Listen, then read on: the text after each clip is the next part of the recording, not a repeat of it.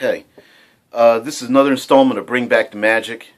We're going to talk about Detect Magic.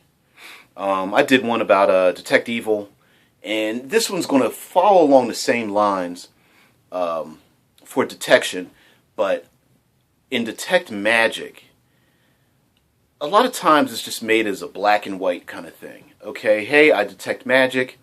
Is it glowing? Yes. What kind of magic is it? It's abjuration. Great. That's it. And I think detect magic to me, as seen sometimes in a lot of movies and things, you can really add a lot of dimension to the spell detect magic.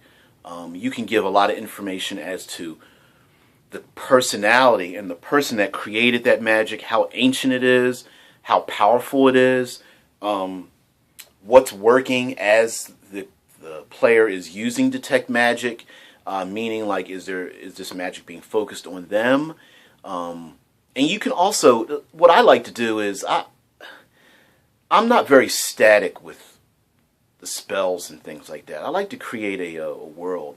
I've had magical items give the player characters a flashback into the past. I've had a player character pick up a sword and have a fast forward flashback of like the last 1,000 years that each person that has held this sword, as it's slain dragons and goblins and went underground and was on horseback, and it's all from the point of view of the person holding the sword. Every time they swung the sword, they got an image of this person in battle and what they were using it for, and kneeling down before a queen and using it to knight a young squire and all these kind of things, and get these flashes, and allows the detect magic spell to be a lot more than it would be in the game by just allowing me as a game master or dungeon master to give the players a lot of information. But another thing that detect magic can do is, since it's another level of sensory perception, it allows them to react to things that otherwise the players wouldn't notice.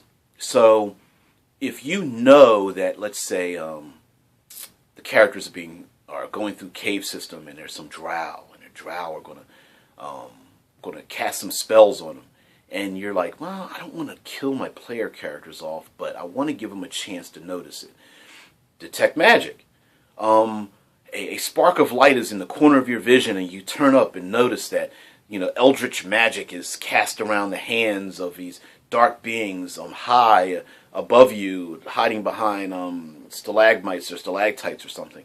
And this will give them an opportunity, like, oh, there's spellcasters, there's drow, let's get out of here, or something like that. This allows you as a player, as a game master, to allow some things to happen.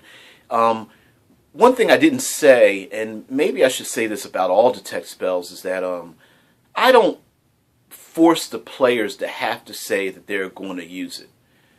I let it become organic. If you are a spellcaster, you have detect magic, I, as a game master, allow that spell or that attribute to happen organically. Yes, you do notice magic when you're asleep and you're awoken at night as some mystical energy enters into your room. I do allow that spell to quote-unquote activate even when the player doesn't notice, because in reality, if that person is that much of a mage, this would be... detecting magic is as second nature as having breathing, as walking. And so don't penalize characters.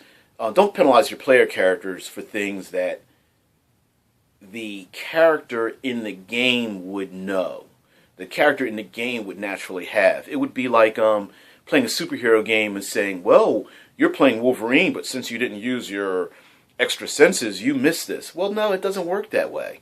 Your extra senses are what they are. They sense things beyond the scope of mortal man.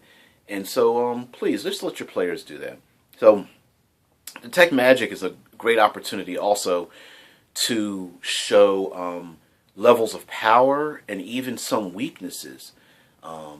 Maybe there's a lich, and you know that the player characters have no idea how to destroy this lich. This is the first time. They don't, they're not rules lawyers. And you're like, well, how can I give them information on this? Detect magic. Okay, well, you notice that their power is attached to a silvery cord, and in far off distance, there's something else that they draw their power from. The player character's like, so does this mean that their power comes from another source? Yes. And then, through maybe some research or something, there's a phylactery. There's a thing where they hold their soul. They've cast a spell of necromantic energy to hold their soul. So if we get this phylactery, it will kill it. Wow, yes. See, Detect Magic gave them an opportunity for you as a game master or dungeon master to impart a lot of information. Man, I am touching my face and rubbing my nose a lot. Anyway, Detect Magic, bring back the magic, make it organic. Don't force players to have to roll for it. This is a great opportunity for you as a game master and dungeon master to give them information that otherwise they would not know. And lastly, it'll give them a tactical advantage, especially if they're fighting something extremely powerful. And of course, the bonus at the end of it is using Detect Magic on all the magic items. Great opportunity to throw some fun and games in there if you want to by giving them more information that they need because you want to move the game, or not giving them a lot of information and forcing them to have to guess and figure out all the activation words and things for the wands and stuff like that, which can always be fun. But that's for another video. So anyway, guys, again, thanks for all the subs out there, all the subscribers. I really appreciate it. I mean, damn, you've shown me a lot of love, and I hope I am worthy of it in the future. Thank you very much. Be creative, not destructive.